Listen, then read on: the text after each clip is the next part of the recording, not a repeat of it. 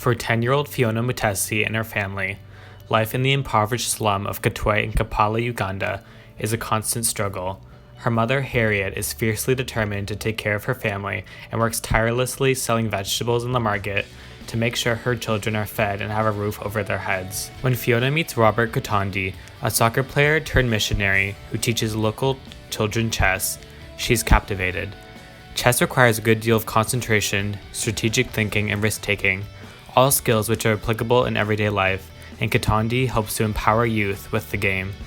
Fiona is impressed by the intelligence and wit the game requires, and immediately shows potential. Recognizing Fiona's natural aptitude for chess and the fighting spirit she's inherited from her mother, Katandi begins to mentor her, but Harriet is reluctant to provide any encouragement, not wanting to see her daughter disappointed. As Fiona begins to succeed in local chess competitions, Katandi teaches her to read and write in order to pursue schooling. She quickly advances through the ranks in tournaments, but breaks away from her family to focus on her own life. Her mother eventually realizes that Fiona has a chance to excel and teams up with Katandi to help her fulfill her extraordinary potential, escape a life of poverty, and save her family. This film, created by Disney Studios in 2016, inspires young Black women around the world to show that they all have the potential to reach their goals regardless of their economic status. Today, I am going to be addressing my observations based on the plot, setting, actors, directors, costumes, sound, lighting, cinematography, and soundtrack in relation to the critical race theory and feminist criticism. In this scene, Fiona's mother, Harriet, is giving a pep talk to her daughter. Fiona's mother tells her that she'll one day become an international chess champion after viewing her skills. She explains to her mom that she is just a young, 10-year-old Black girl from the slums of Uganda, and that she'll never have the skill to beat people from around the world. Her mother said she should take pride in her race and show how determined and skilled people of her race are and not focus on the negatives in her life. In this scene, Fiona uses a microaggression to insinuate that since she is Black and from the slums of Uganda, she will not be good at chess. She is inserting her economic status into chess, a game that involves skill, which makes little sense. Her mother emphasizes the point that she should use her race as a positive and she should represent her country proudly as a Black woman. It does not matter her race or economic status, but her skill and determination. In this scene, the prize for winning the international chess competition is $300,000. Fiona explains to her sister Knight that she will win that money and her family will finally be able to afford a house and get out of the slum. Her sister tells her that she could never leave Katwe because she needs to protect the citizens. She does not want to lose the culture she has grown up in and abandon her community. This scene shows strong female and racial power. In this scene, they did not marginalize Knight into only caring about money and getting out of the slum. She only cares about her cultural ties to Uganda, and she does not want to lose them no matter the cost. It portrays Black women as strong-minded, independent, and loving.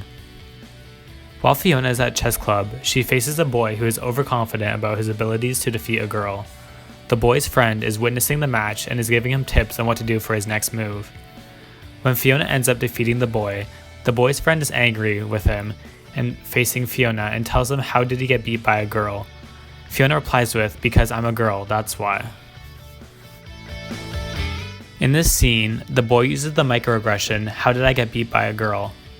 The boys thought they would easily win because they were facing a girl, but Fiona showed the boys that it does not matter your gender, women are able to be just as good as or better than men, no matter the situation. This movie has various cultural Ugandan songs, and every song in this movie is sung by a Black man or woman. Even popular singer Alicia Keys produced a song in this movie to show her love for it and the empowering roles that were portrayed by Black women throughout this movie. The cultural Ugandan music really showcases the musical culture of Uganda and really shows strong representation of this region.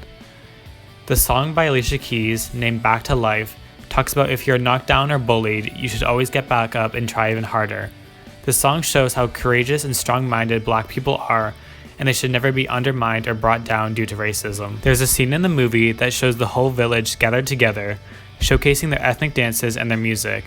The camera is zoomed out into a bird's eye view to show the large crowd all dancing together as a community.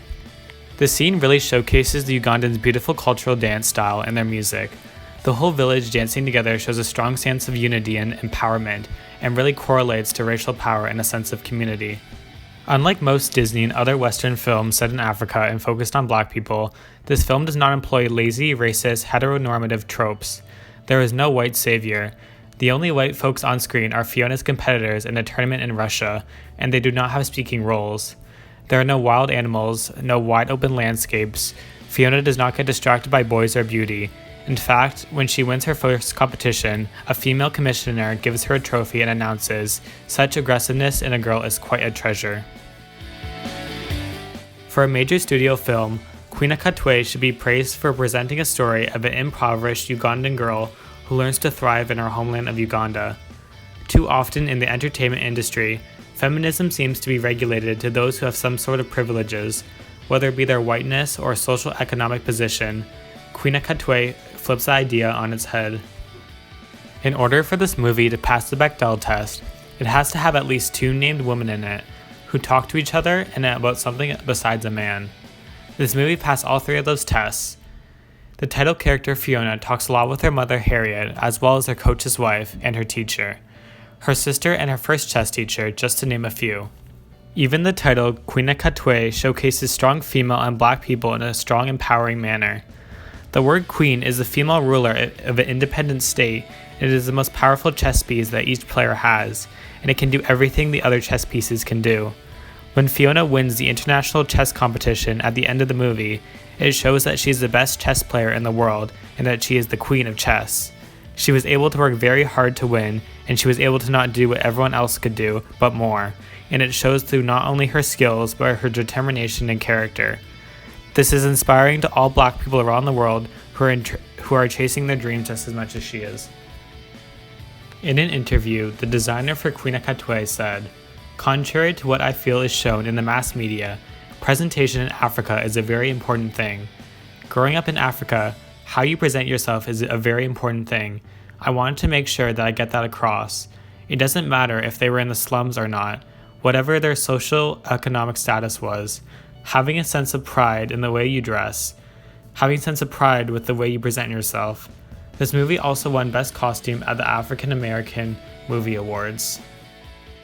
There are certainly many factors in this movie that make it a prime example of a movie to showcase for the critical race theory and feminist criticism. There are so many empowering scenes and visuals displayed in this movie that make it stand out above any stereotypical African movies in the film industry.